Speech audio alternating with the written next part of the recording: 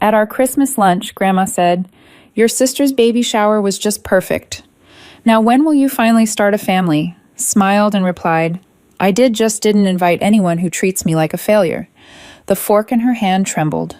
The smell of cinnamon and pine needles should have made me feel warm and nostalgic, but instead it made my stomach churn as I sat at my grandmother's dining table, surrounded by the people who had spent the last decade making me feel like a disappointment. The Christmas china gleamed under the chandelier, each piece perfectly placed, just like everything else in Grandma Helen's house, just like everything else in our family, where appearances mattered more than truth.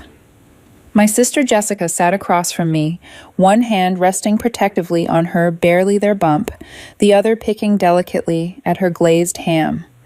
At 4 months pregnant, she was glowing in that way that made everyone coo and fuss over her. Mom sat to her right, beaming with pride every time she looked at Jessica's stomach.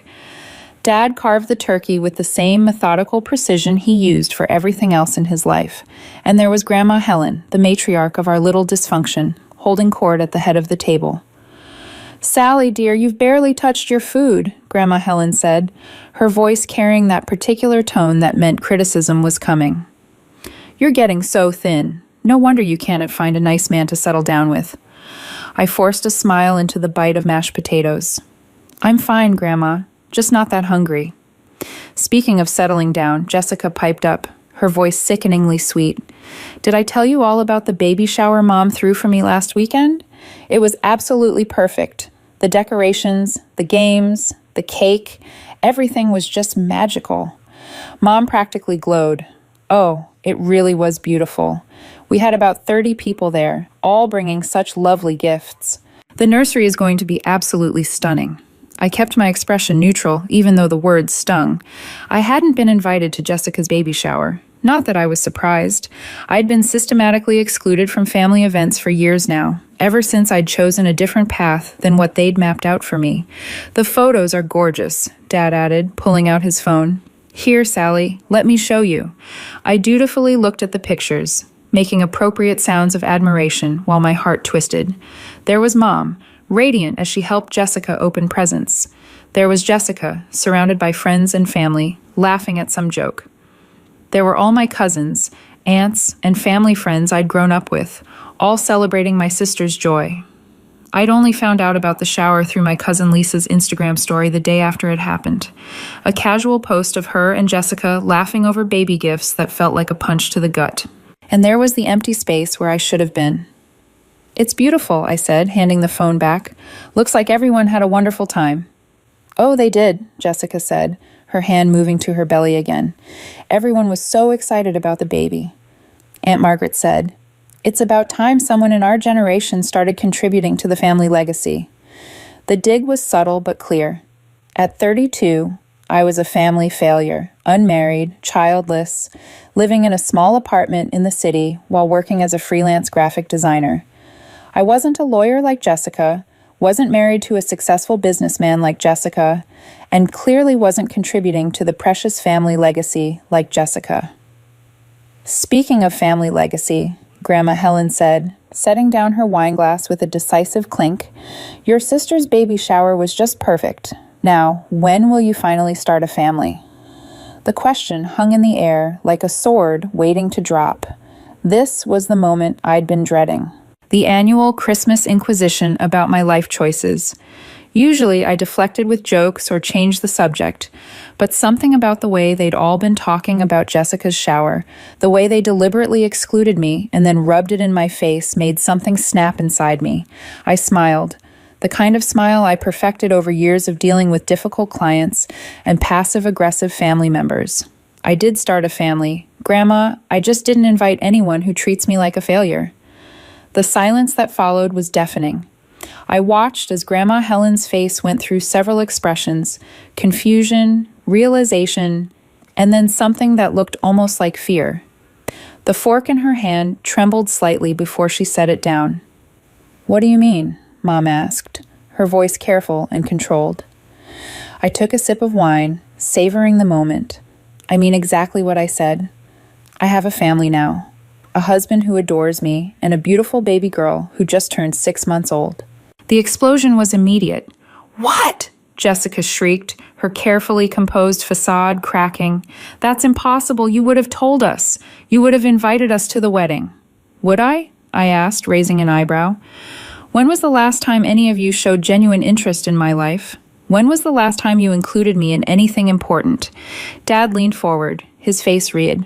Sally, if this is some kind of joke, it's not a joke, Dad. I pulled out my phone and scrolled to my photos. Her name is Emma. She was born on June 15th. She has her daddy's eyes, and apparently my stubborn streak. I turned the phone around, showing them a picture of my daughter, their granddaughter, and niece, a beautiful baby with dark curls and bright blue eyes, sitting in a high chair with food smeared across her cheeks, grinning at the camera. I'd had the photos ready on my phone for weeks, knowing this moment would come eventually. The silence stretched on as they all stared at the photo. I could see the wheels turning in their heads, trying to process what I just told them. This is ridiculous, Jessica finally said, but her voice was shaky. You can't just have a secret baby and not tell your family. Can't I? I asked. You had a secret baby shower and didn't tell me. Seems like we're even. That's completely different. Mom snapped. You're being unreasonable. Am I? I swiped to another photo. This one of me in a wedding dress, standing next to a tall, dark-haired man with kind eyes and a warm smile. This is my husband, Michael. We got married 16 months ago. It was a beautiful ceremony, small, intimate, just the people who actually care about us. Grandma Helen's hand was visibly shaking now. Sally, how could you not tell us? How could you keep something like this from your family? The hurt in her voice might have moved me once, but not anymore. Not after years of being made to feel like I wasn't good enough, like I was the family disappointment. The same way you kept Jessica's baby shower from me, I said calmly. The same way you've kept me out of family decisions and celebrations for years. The same way you all talk about me, like I'm some kind of cautionary tale when you think I'm not listening. Dad started to protest, but I cut him off. Yes, you did. You all did. Every holiday, every family gathering, it's the same thing. When is Sally going to get married? When is Sally going to have babies? When is Sally going to get a real job? When is Sally going to stop being such a disappointment? I stood up from the table, my hands surprisingly steady. Well, congratulations. I did all of those things. I found love. I got married. I had a baby. And I built a successful business. I just did it without you. Jessica was crying now, tears streaming down her face. But we're family. You should have told us. Family. I laughed and it sounded bitter even to my own ears. When have you ever treated me like family, Jessica? When have any of you made me feel like I belonged here? I swiped to another photo on my phone. This one from Emma's christening. Michael and I were standing at the altar with our daughter surrounded by his family, my college friends, and the people I'd chosen to be my real family. This is Emma's christening, I said, showing them the picture. It was beautiful. Michael's parents were so excited to have their first grandchild. My friends threw me the most amazing baby shower. They decorated my apartment with handmade decorations and brought thoughtful gifts they'd saved up for. People who actually cared about me celebrated the biggest moments of my life. Mom was crying now too. Sally, please. We do care about you. We love you. Do you? I asked. Because love isn't just words, Mom. It's actions. It's inclusion. It's showing up for someone, even when they don't fit into your perfect picture of what they should be. I put my phone away and picked up my purse. I need to get home. My family is waiting for me. Your family is here, Grandma Helen said desperately. No, I said, walking toward the door. My family is a man who tells me I'm beautiful when I'm covered in baby spit up and haven't showered in 2 days. My family is a little girl who lights up when she sees me walk into a room. My family is people who celebrate my successes instead of questioning my choices. I paused at the doorway, looking back at the 4 people who had shaped so much of my life and so much of my pain. For what it's worth, I said, I would have loved to share these moments with you. I dreamed about calling Mom when I found out I was pregnant. I imagined Dad walking me down the aisle. I pictured Grandma Helen holding Emma for the first time, but you all made it very clear that I wasn't good enough as I was, so I found people who thought I was perfect exactly as I am. The drive home was a blur of tears and Christmas lights. By the time I pulled into the driveway of the small house Michael and I had bought 8 months ago, my phone was buzzing constantly with calls and texts from family members. I ignored them all. Michael met me at the door, Emma balanced on his hip. She immediately reached for me, babbling happily, and I felt my heart settle back into place. "How did it go?" Michael asked, studying my face. "I told them," I said, taking Emma and breathing in her sweet baby scent. His eyes widened. "Everything?" "Everything." We'd talk about this moment for months. Michael had been supportive of my decision to keep our relationship and Emma's birth private, especially after he'd witnessed firsthand how my family treated me at a few gatherings early in our relationship. He'd seen the subtle put-downs, the dismissive comments, the way they made me shrink into myself. "How do you feel?" he asked, wrapping his arms around both of us. "Free," I said, surprising myself with the truth of it. For the first time in years, I feel free. That evening, while Emma napped, I finally looked at my phone. 17 missed calls, 43 text messages, and even a few voicemails. Most were from Mom and Jessica, ranging from angry to desperate to pleading. There were a few from Dad, shorter and more controlled, but equally confused. Even some of my aunts and cousins had somehow gotten word and were reaching out. The first few messages were exactly what I'd expected. Jessica's initial text was pure fury. "How dare you embarrass us like that?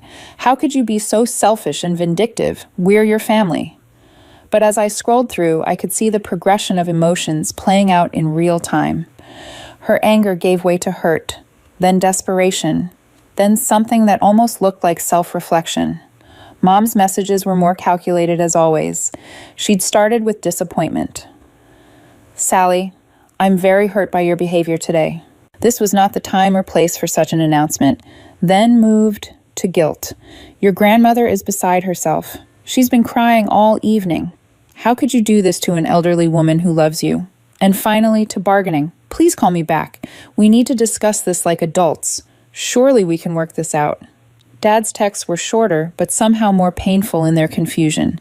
"Don't understand why you felt you couldn't tell us. We would have been happy for you." That one almost broke me because I could hear the genuine bewilderment in his voice, the way he truly didn't understand how their constant criticism and exclusion had pushed me away. But it was Grandma Helen's voicemail that made me pause. "Sally, dear." Her voice was smaller than I'd ever heard it. "I've been thinking about what you said today, and I think maybe you're right. I think maybe we haven't been fair to you. I think maybe I haven't been fair to you. Please call me back. I'd very much like to meet my great-granddaughter." I saved the voicemail, but didn't call back. Not yet. Michael found me sitting on our couch at midnight, still scrolling through messages. Emma finally asleep in her crib upstairs. "Still processing?" he asked gently, settling beside me. "They're acting like I'm the villain," I said, showing him some of the more accusatory texts. "Like I'm the one who broke the family apart." He read for a few minutes, his jaw tightening. "Some of these are pretty harsh. Jessica sent this one an hour ago," I said, pulling up a particularly nasty message. "She said I'm a manipulative narcissist who gets off on hurting people and that I've traumatized Grandma Helen." Michael was quiet for a moment. "You know that's not true, right? Is it though?" The doubt that had been gnawing at me all evening finally spilled out. Maybe I should have found a gentler way to tell them. Maybe I should have called Mom first or sent them photos or Sally. Michael's voice was firm but kind. "Do you remember what you were like 3 years ago before we met?" I did remember. I'd been anxious all the time, constantly second-guessing myself, apologizing for taking up space. I've been so used to walking on eggshells around my family that I'd started doing it with everyone. You were so worried about disappointing people that you'd disappoint yourself instead. He continued, "You'd say yes to family gatherings that made you miserable, relationships that weren't good for you, job opportunities that didn't pay what you were worth, all because you were afraid of conflict." He was right. I'd spent most of my 20s trying to be the person my family wanted me to be, and it had nearly destroyed my sense of self.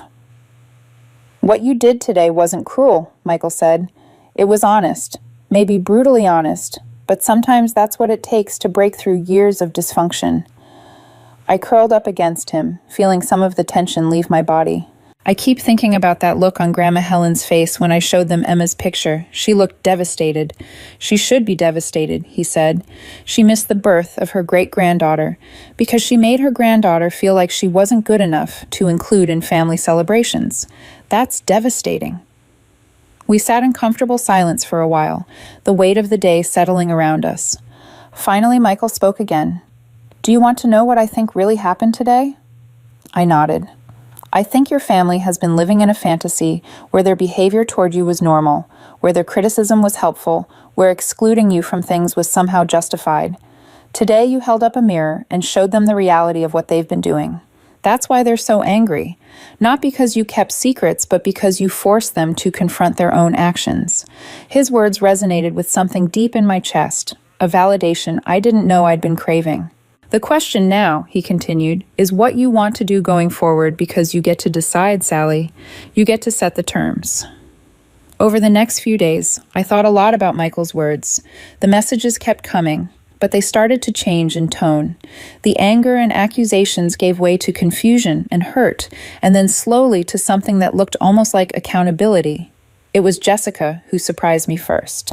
3 days after Christmas, I received a long email from her that was completely different from her initial angry texts.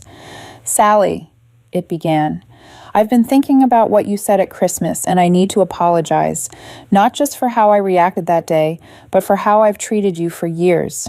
I keep trying to remember the last time I asked you about your life without following it up with advice you didn't ask for or criticism about your choices. I can't remember.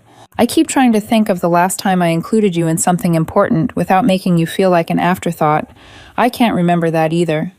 The truth is, I've always been jealous of you.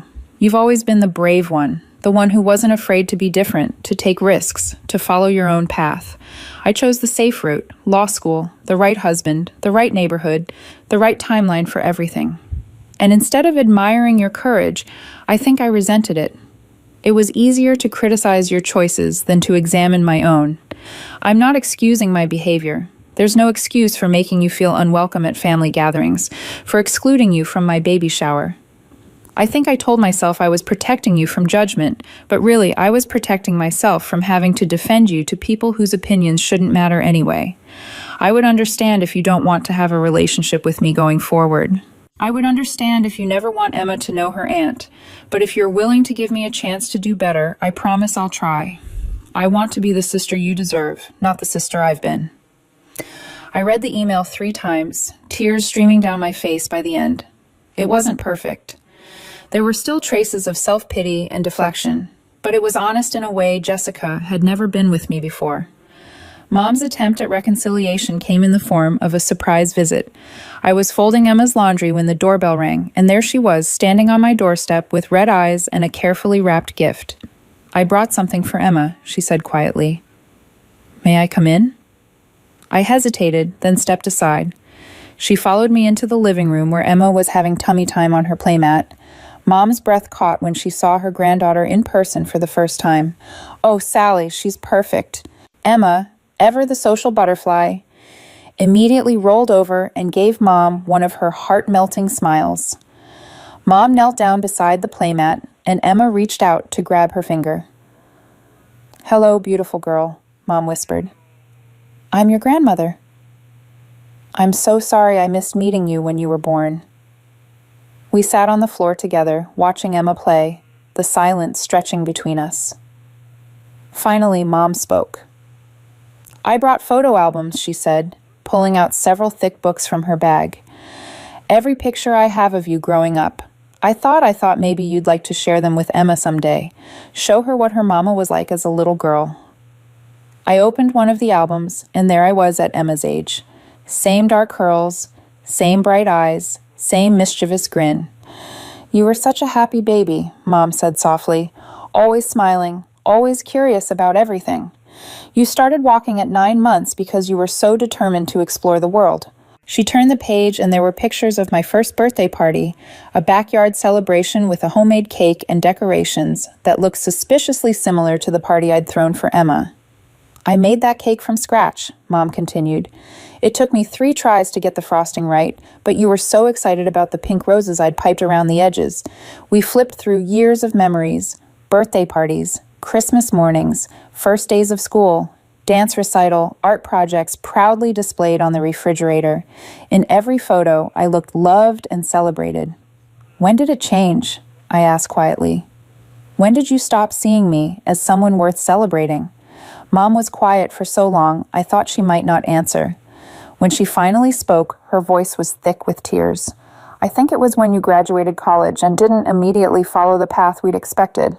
Jessica went straight to law school, got engaged to Tom, started checking off all the boxes we thought to find success. And you moved to the city, started freelancing, dated people we didn't understand, made choices that scared us. She wiped her eyes with a tissue from her purse.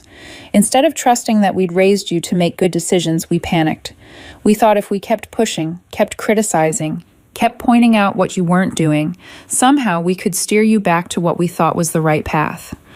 Emma had crawled over to Mom during her speech and was now trying to pull herself up on her legs. Mom lifted her automatically, and Emma settled contentedly in her arms.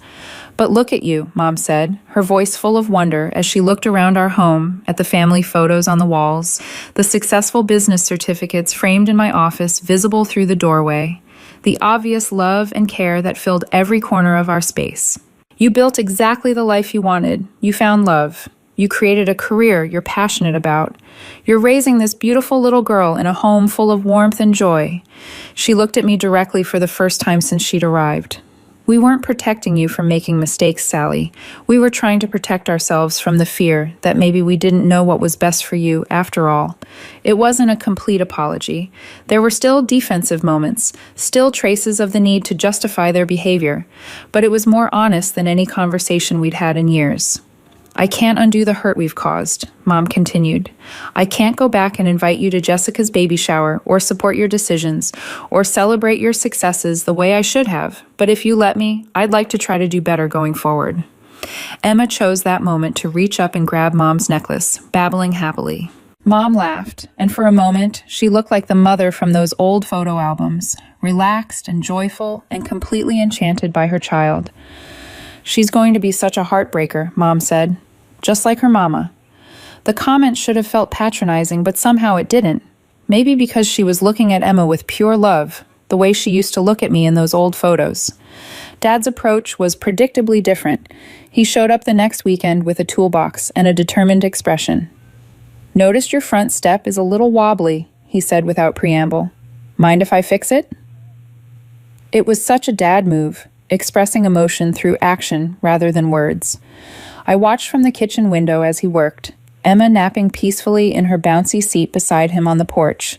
Michael had gone to run errands, so it was just the three of us. When he finished with the step, he moved on to the squeaky gate, then the loose doorknob on the back door, then a dozen other small repairs I hadn't even noticed needed doing. It was his way of taking care of us, of showing he cared, even when he couldn't find the words. Finally, he came inside, washing his hands at the kitchen sink while I made coffee. House is in good shape, he said, which was high praise from a man who'd spent 40 years in construction management. Your husband knows what he's doing. He does, I agreed. He's handy around the house. Good with Emma. Works hard at his job. You'd like him if you got to know him. Dad nodded, stirring cream into his coffee. We sat at my small kitchen table, Emma now awake and entertaining herself in her high chair with some Cheerios. I've been thinking about what you said at Christmas. Dad said finally about us treating you like a failure. I waited knowing he needed time to work through his thoughts. Thing is, I never thought of you as a failure, he continued. I thought of you as someone who was making things harder for herself than they needed to be. Someone who was choosing the difficult path when there was an easier one available. He watched Emma try to pick up a Cheerio with her tiny fingers, his expression soft. But watching her, he gestured at Emma, thinking about being her grandfather, about what I'd want for her. I realized I'd want her to be brave enough to choose her own path, even if it wasn't the path I would have chosen. It was more emotional openness than I'd seen from Dad in years. I'm proud of you, Sally, he said quietly. I should have said that more. I should have said it when you started your business, when you bought this house, when you found someone who makes you happy. I'm saying it now, even though it's probably too late. It's not too late, I said, surprised by how much his words meant to me. It's not too late for any of it. Emma threw a Cheerio on the floor and clapped her hands, delighted by the sound it made. Dad chuckled, and I realized I couldn't remember the last time I'd heard him laugh. "She's going to be trouble," he said fondly, "just like her mama." But unlike Mom's comment, this one felt purely affectionate, the way a grandfather should talk about his granddaughter's spirit.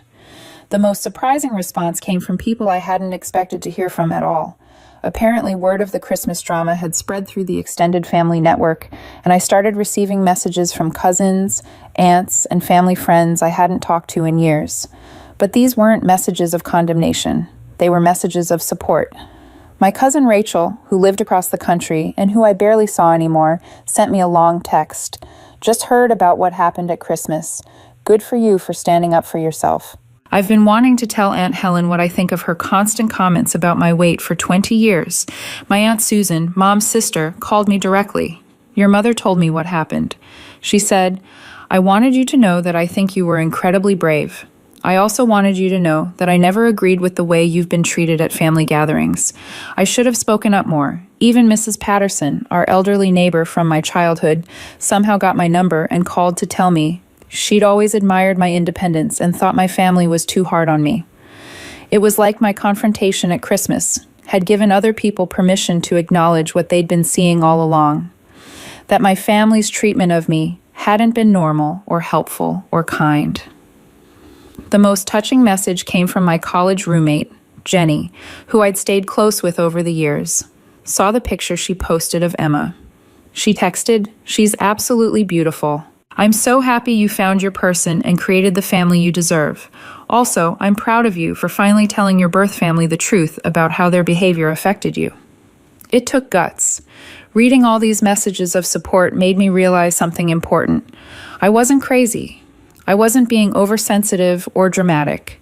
The people who truly cared about me had been watching my family's behavior for years and had been just as troubled by it as I was. I saved the voicemail, but didn't call back. Not yet. Over the next few days, the messages kept coming. Jessica left tearful voicemails apologizing and begging me to bring Emma to meet her.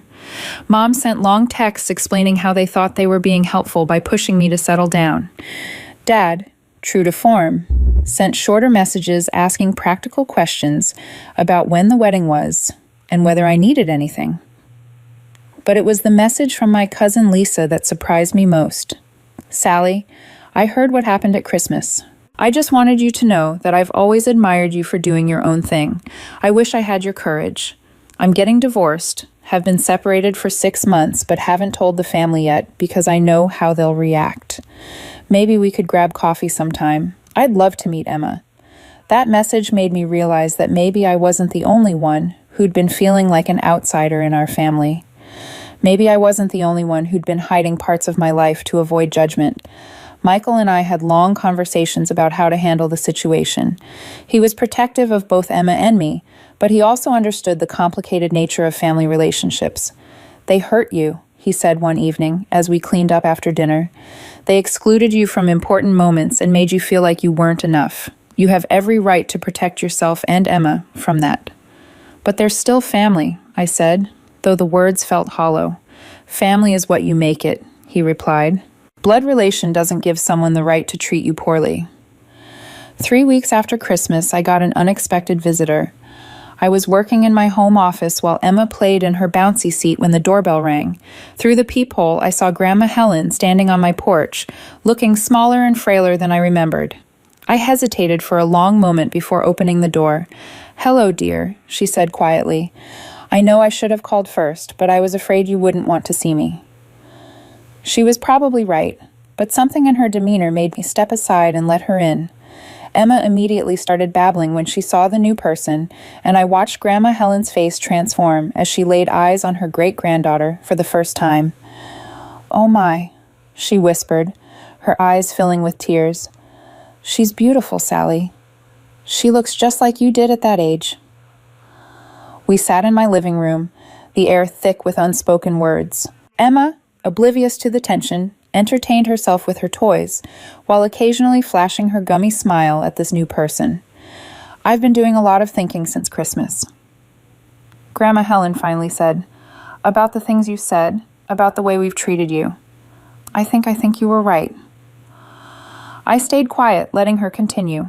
I've spent so much time worrying about what other people would think about maintaining appearances and family traditions that I forgot the most important thing, actually loving my family as they are, not as I think they should be. She reached into her purse and pulled out an old photo album. I brought something I thought you might want to see. The album was filled with pictures of me as a child, birthday parties, Christmas mornings, family vacations. In every photo, I was beaming, clearly happy and loved. You were such a joyful child, Grandma Helen said softly. So creative and independent and full of life.